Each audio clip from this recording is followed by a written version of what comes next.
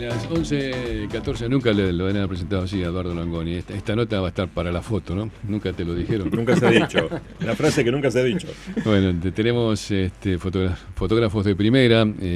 Esta mañana en la radio, orgulloso de tenerlos aquí porque tenemos al mejor de la ciudad.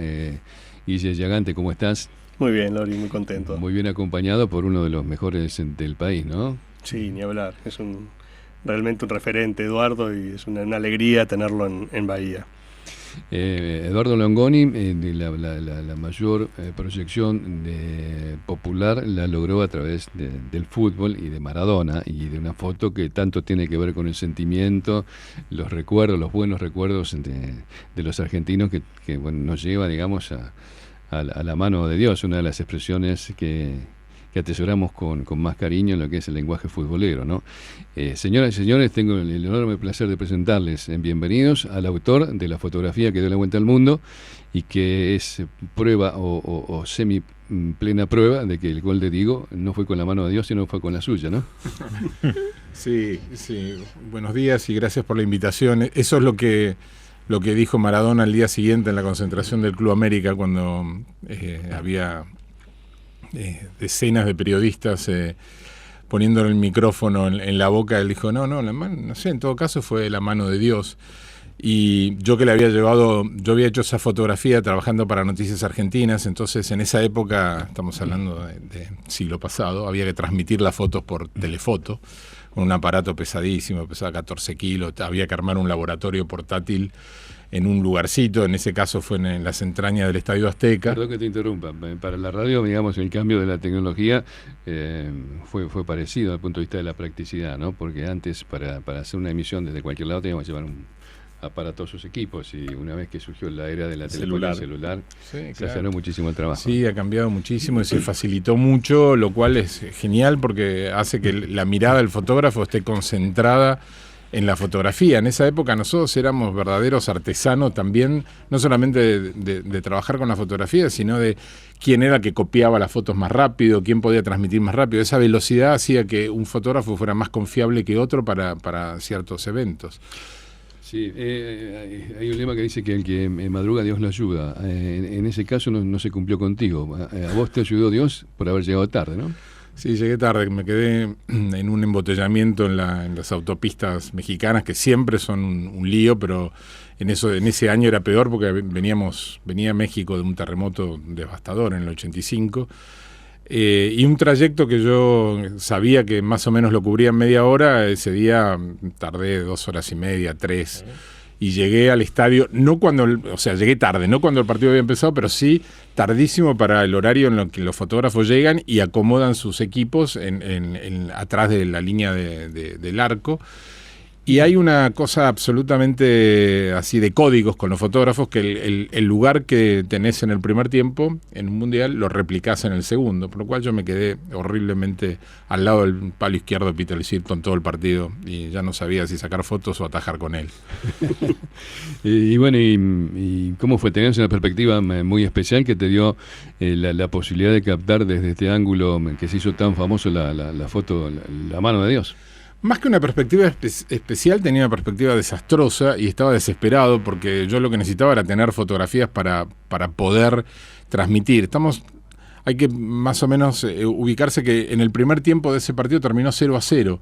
Fue un partido espantoso el primer tiempo, y esto es a los 6 minutos del segundo tiempo. Yo tenía muy poquititas fotos para poder transmitir, así que estaba con la cámara pegada al ojo tratando de fotografiar cualquier cosa. De hecho, esta escena es una escena que la mayoría de los fotógrafos tenía la cámara baja porque hay un rechazo que el arquero lo va a agarrar cómodamente. Entonces todos los fotógrafos están haciendo lo lógico, que es ver qué es lo que va a hacer el arquero cuando saque. Y yo estaba haciendo lo ilógico porque estaba desesperado y mal ubicado, entonces tenía la cámara pegada al ojo y por eso pude hacer esa foto. Yo creo que con muchas de las fotografías documentales a lo largo de la historia tienen una enorme cuota de suerte. Uh-huh. ¿Y cuando viste la foto qué? Cuando vi la foto pensé que era una foto más del gol con la mano, o sea, estaba contento porque tenía la foto del gol con la mano. Yo, por esta cuestión casi que parece una contradicción, que es que en las cámaras que se levanta al espejo, en las cámaras reflex, ese esa fracción de segundo que uno fotografía es exactamente la fracción de segundo que no ve. Entonces yo no podía garantizar que había sido con la mano. Yo vi una cosa rara, pero había 2 fotógrafos al lado, un holandés y un alemán, que no pudieron hacer la foto, entonces la vieron sin la cámara delante de los ojos y aseguraban que había sido con la mano. Yo creo que el gol de Maradona con la mano es la última ocasión donde la fotografía le gana a la televisión, ¿no? A partir de ahí, en los mundiales, en las olimpiadas, la cantidad de cámaras que hay hacen que sea imposible que cualquier escena no sea filmada por la tele. ¿Es cierto que Maradona te quiso comprar esa foto? No, Maradona, el día ese que él acuñó esa frase de la mano de Dios, yo esperé, teníamos muy buena relación con todo el equipo, con Bilardo, nosotros a veces íbamos, no es como ahora que son semidioses los jugadores de la selección, que hay una conferencia de prensa y van 2, ahí van todos, a veces pateábamos la pelota con ellos, y yo esperé que se fueran todos, y le regalé la foto, el original de lo que había transmitido se lo regalé a Maradona, que lo agarró y con una sonrisa. Yo siempre pienso que esa foto fue a parar al primer cesto de basura que había en la concentración, porque él durante años no quiso admitir que había hecho el gol con la mano. Y lo admitió en un programa de Víctor Hugo Morales en tu presencia, ¿no? Sí, lo admitió ahí por primera vez. Hay una anécdota linda que es cuando él hizo un programa... Por primera vez y mucho tiempo después. Mucho tiempo después, pero mucho antes, cuando él tenía un programa que se llamaba La Noche del 10, que claro, se lo producía, 13, se lo producía su mujer histórica, Claudia. Claudia me llamó por teléfono y me dijo que quería comprarme la foto y para hacer una gigantografía para el primer programa, y yo le dije que encantado, que ni siquiera se la iba a vender, se la iba a regalar, que yo lo que quería era que... Era el leitmotiv del nombre del programa también. Claro, pero hubo un pequeño detalle, que es que a los 2 o 3 días Claudia me llamó y me dijo: Diego no quiere esa foto en el programa porque él dice que no hizo el gol con la mano. Habían pasado no sé cuántos años. Hasta que a los 30 años del Mundial me invitó Víctor Hugo a C5N y para charlar sobre la foto. Los productores le dieron una sorpresa y entró Maradona cuando nosotros estábamos charlando. Y fue la primera vez que Maradona, mirando la foto, dijo: sí, este fue el que me deschavó, o que me mandó cana, no me acuerdo cuál fue su expresión, pero a los 30 años lo reconoció. O sea, ya había prescripto totalmente el crimen. Qué lindo, ¿no? Porque bueno, hay otras fotos que también transmiten mucho de lo sentimental, que tienen que ver con ese día, ese partido y ese mundial, que también son de tu autoría y son muy lindas y por las cuales te felicito. Bueno, muchas gracias. Es lógico, ¿no?, que entrásemos a tu tan prolífica carrera por esa ventana, por esa fotografía. No hace falta aclarar por qué, pero bueno, tenés un montón de trabajos desde el año 1979 en el que casi por casualidad entraste a trabajar en Noticias Argentinas hasta el presente, trabajos que son parte de la historia periodística del país, por extensión son parte de la vida política y social de los argentinos, terribles documentos fotográficos que utilizaron los principales medios del país y que por ende son parte de la historia de la Argentina. Así que tenemos acá un fotógrafo documentalista de mucha trascendencia y vamos a tratar de aprovecharlo. Tenés fotografías prácticamente en todos los hechos salientes de la historia contemporánea de los argentinos, ¿no? Sí, como yo te decía antes, para mí el deporte me gustaba mucho, porque me gusta mucho el fútbol, sigo jugando al fútbol o intentando jugar, mis amigos dicen que juego de planta porque estoy parado en la cancha, ¿no? Pero el deporte a mí no me interesaba como fin fotográfico, sino que me interesaba la agilidad que me daba para estar en la calle. A mí siempre me interesó la cuestión política y social de la calle, desde las primeras fotos que hice, la primera foto que hice fue un atentado montonero en la época de la dictadura, que fue el atentado a Juan Aleman, que era el viceministro de Martínez de Oz, y la verdad que la calle siempre fue lo que a mí más me gustó, estar en las manifestaciones, estar en las contiendas políticas. Me parece que la vida social de la Argentina es lo que más me interesa con mi cámara, y es lo que yo conozco. Había un fotógrafo Perdón, no en vano usted comenzó estudiando historia. No, claro, es verdad, es verdad. Y además también traté de que esos pequeños rectangulitos de negativos, ir atesorándolos como documentos que a veces, porque los documentos no siempre salen a la luz en el momento en el que suceden, muchas veces se resignifican después, ¿no? Entonces era importante guardar eso para, sobre todo en la época de la dictadura, donde pocas cosas se podían mostrar. Era interesante guardar eso para la oportunidad en la que se pudiera mostrar. Terrible la foto que sacaste en el día del juicio, una de las jornadas de juicio a los militares, a los ex mandatarios del país, ¿no? Sí, esa foto aparte tiene una historia, que es que yo ya en ese momento, habiendo entrado a Noticias Argentinas como colaborador, ya en esa época era editor, y me enteré pocos días antes del juicio que la normativa iba a ser que no iban a entrar fotógrafos. Y la verdad que me desesperé porque yo pensaba que este era un juicio, como sigo pensándolo, y me parece que todos los argentinos lo pensamos, un juicio ejemplar dentro de las democracias latinoamericanas y un juicio a la altura de Nuremberg, ¿no? Donde un gobierno, y tal vez más, porque un gobierno civil iba a juzgar a las juntas militares, a militares que aún tenían mucho poder. Y bueno, me junté con los jefes de fotografía de otros medios y lo convencimos a Arlañán, que en ese momento era el presidente de la Cámara Federal, de que era necesario que por lo menos hubiera un fotógrafo. Formamos lo que se llama en periodismo un pool, entraba uno por día, un fotógrafo, y a través de las agencias todos los medios nacionales e internacionales podían tener esa foto. Y yo me tomé la prerrogativa de, como se me había ocurrido a mí la idea de ir a ver a Arlañán, de ir al juicio los días que yo quisiera. Y este es el primer día que entran los militares, y siempre cuento que es la única foto en mi vida que hice llorando. Hay muchas fotos más que, bueno, mira qué fuerte, ¿no? Sí. Hay muchas fotos más que, bueno, si uno se mete en la página de Eduardo Longoni, o simplemente poniendo en Google Eduardo Longoni, uno se va a encontrar que son parte, como yo decía, de la vida de todos. Una de las que más pega por lo que significa, por el lugar, por la historia que tenemos con respecto a Malvinas, es la del cementerio de Darwin. Sí, la del cementerio de Darwin, que hablando de lo que recién te comentaba, que esa foto la foto del juicio a las juntas la hice llorando. Una de las cosas que me ocurrió con la foto del cementerio es que estuve mucho tiempo en el cementerio tratando de fotografiarlo y no podía traducir en imágenes la tristeza que me daba ese lugar. Yo creo que para cualquier argentino ese es el lugar más triste del mundo.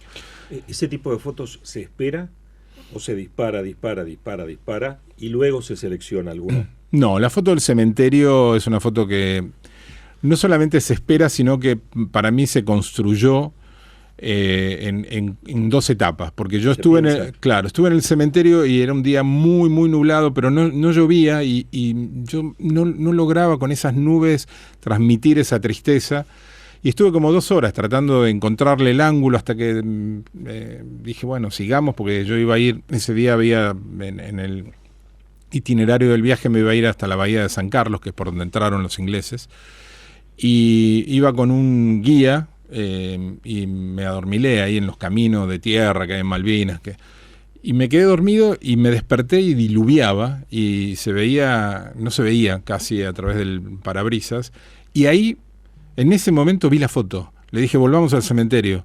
Es una foto que no solamente, o sea, por eso digo que no es que la esperé, sino que la soñé casi, porque me desperté y entre la lluvia vi esta historia de las cruces que se iban a deformar, y por eso digo, me parece interesante cómo unimos las dos fotos, porque una de las fotos, el juicio de las juntas, la hice llorando, y en esta parece que la cámara llorara.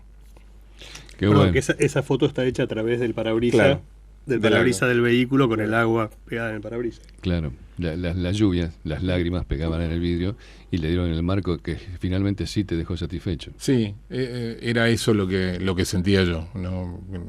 La cámara, a través de esa tormenta, la cámara lloraba lo que yo sentía en ese momento. Y aparte el impacto y el encanto de las fotos blanco y negro también, ¿no? Sí, bueno, yo nací a la fotografía en blanco y negro por una cuestión de necesidad. O sea, las agencias transmitían en blanco y negro y la mayoría de los diarios publicaban en blanco y negro.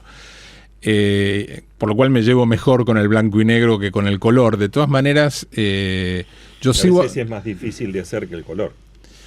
Bueno, mirá, Para mí es más difícil hacer color, porque como nací con el blanco y negro, de todas maneras hago fotos color, trabajo en digital, pero yo sigo en muchos proyectos trabajando en analógico, o sea, con película y con copia, porque, bueno, ese encanto que tiene la copia cuando está viniendo el revelador es algo que no me lo quiero perder. Es una cuestión mágica.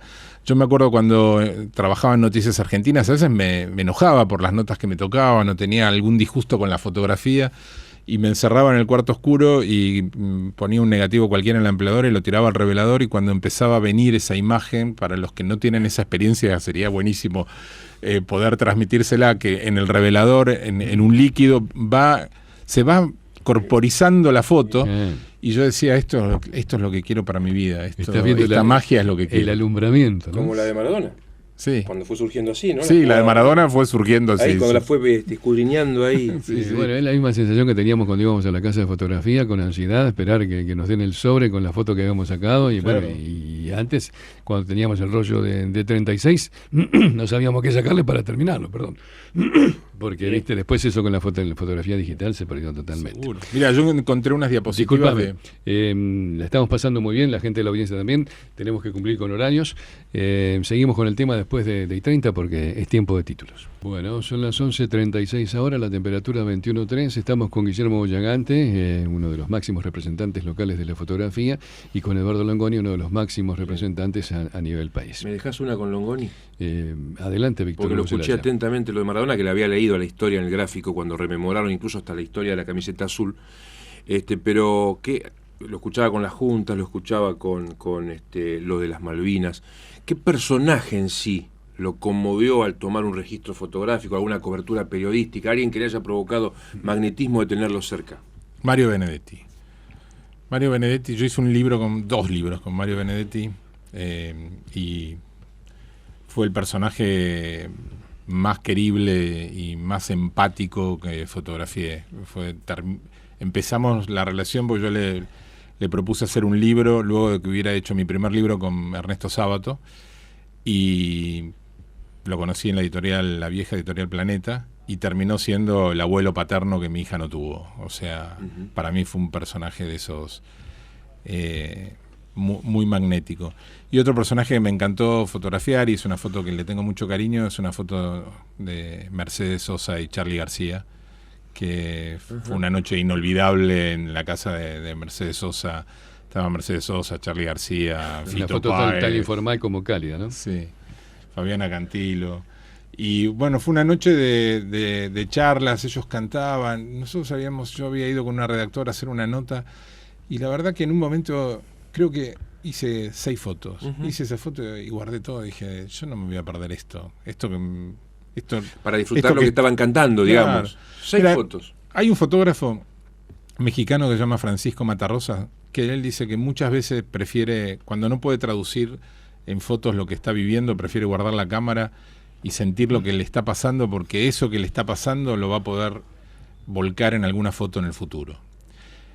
Es una ley que no se puede cumplir para un fotoperiodista que trabaja en un medio, ¿no? Porque, bueno, tiene que ir y traer una foto, pero sí es algo al que yo le presto mucha atención, porque me parece que es importante esta cuestión de que lo más importante no es la fotografía, sino sentir lo que uno puede transmitir con esa fotografía. Y para sentir eso hay que sentir lo que le está pasando al resto.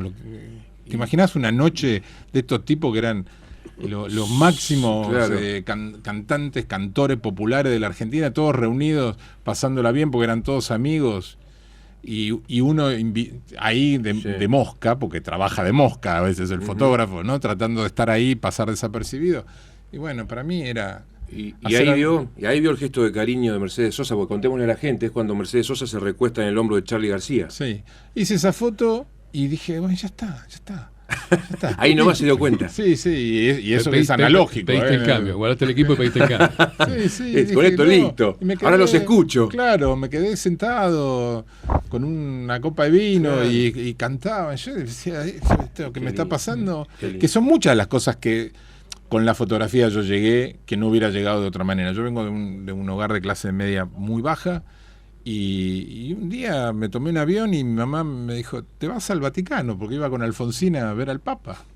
Y bueno, Y sí, ese tipo que jamás hubiera llegado a la biblioteca del Papa de otra manera. Bueno, la cámara abre muchos caminos. Sí, aparte muchas gratificaciones en lo personal, ¿no? Porque estoy viendo acá en la página tuya en internet, vos hablaste muy bien de Mario Benedetti, que te impresionó mucho, pero caramba, vos le impresionaste bien a él, dice cosas muy lindas de vos también, ¿eh? Sí, sí. Y lo mismo dice Ernesto Sábato, con él hiciste un trabajo similar. Sí, mi primer libro fue con Ernesto Sábato y es una especie de retrato del escritor y por los lugares de sus novelas, que por otro lado para mí eran los lugares de las novelas de mi adolescencia, ¿no?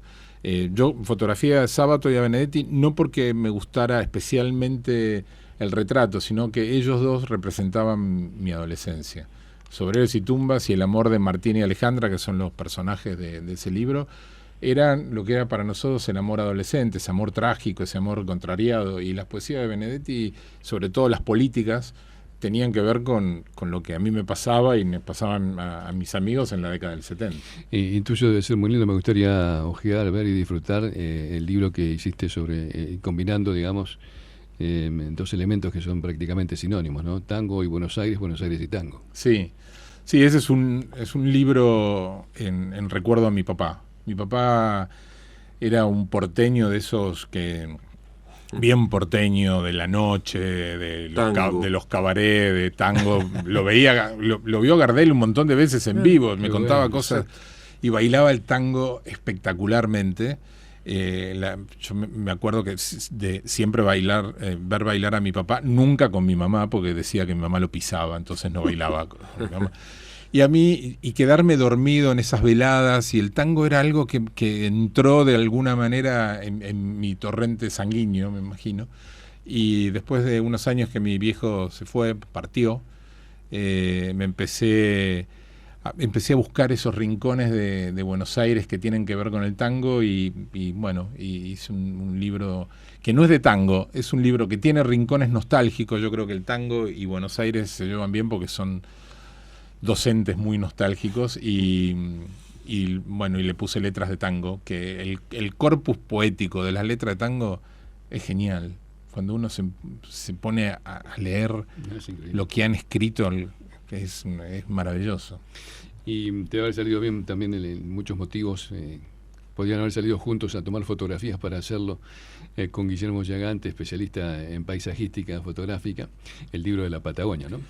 Sí, ese se lo hubiera dejado a Guillermo, que lo hubiera hecho mucho mejor que yo. El paisaje no es lo mío, pero me pasó esto, que hice ese libro de tango y le fue bien al libro en las librerías, y yo pensé un día, hice un libro del lugar donde nací, donde vivo, donde me criaron mis viejos, donde vivió mi viejo toda su vida, y yo quiero también hacer un libro del lugar en el que me gustaría vivir. Y el lugar que me gustaría vivir es el Camino de los Siete Lagos, en algún punto del Camino de los Siete Lagos. No pretendo comprarme todo, como algunos. Cualquiera de los siete. Un lago. Claro, uno solo. Y entonces me fui ahí y empecé a trabajar eso. Es mi primer libro en color, mi primer libro de paisaje. Y bueno, lamento no haber conocido a Guillermo antes, porque si lo hubiera encargado a él, hubiera quedado mejor.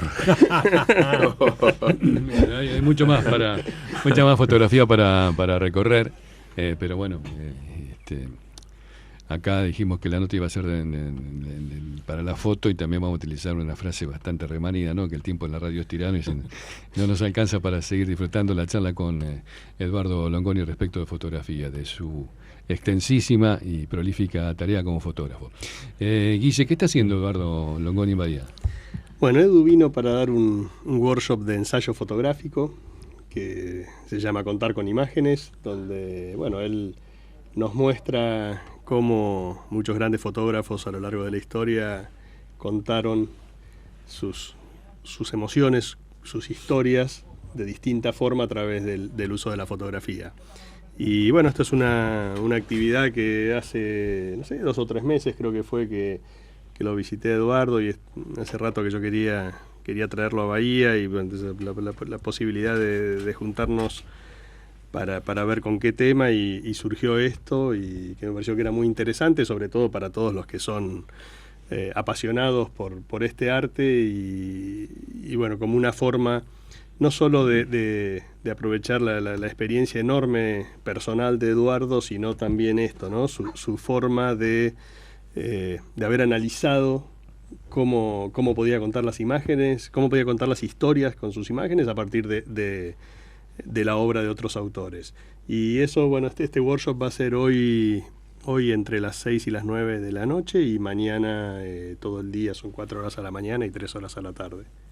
Esperemos que sea la primera de varias actividades de Eduardo en Bahía que podamos seguir trayéndolo a futuro. Guillermo saca fotos a mansalva, le cuesta contar la cantidad que sacó, tanto como los kilómetros que recorrió.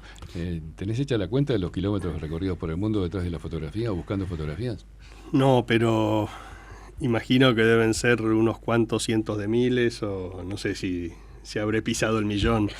Y eso de la foto, sí, en realidad también soy como muy disparador serial, pero yo siempre digo que lo hago como una forma de ir entrando en calor y aproximándome a la foto que estoy buscando. Digamos, yo ya sé que hay un montón de fotos que las estoy haciendo, que las voy a tirar o casi que ni las voy a ver. O sea, son casi como un ejercicio mental buscando, o sea, como decía Eduardo, por ejemplo, esa foto de Darwin, ¿no? Digamos, mi enfoque en la fotografía también es esto de transmitir sensaciones, transmitir la emoción, digamos, no documentar un lugar, sino transmitir lo que sentí en ese lugar. Y eso va llegando de a poco. Hay gente que por ahí tiene la forma de trabajo de ir mirando y de repente plantó el trípode de la cámara y hace una foto. En mi caso es acercarme haciendo fotos. En el caso de Eduardo, vinculado a la prensa, una vez se comete el error, la gente común, nosotros mismos, de decirle periodista solamente al cronista. Y periodismo es el fotógrafo que trabaja en medios y el camarógrafo. Fotoperiodista ahora, ¿no? Con su foto o con su cámara, con una toma. Vos con una imagen ya estás haciendo periodismo. Esa de Darwin, esa de la Junta Militar, Sí, la de Maradona. Falta mencionar la de las de la tablada. Sí, sí, la foto de la tablada que... Fue tapa esa. Sí, que terminó siendo prueba judicial, Claro. de que, bueno, José Alejandro Díaz y Iván Ruiz, que son dos de los guerrilleros que se rinden y que se ven en la foto, nunca aparecieron.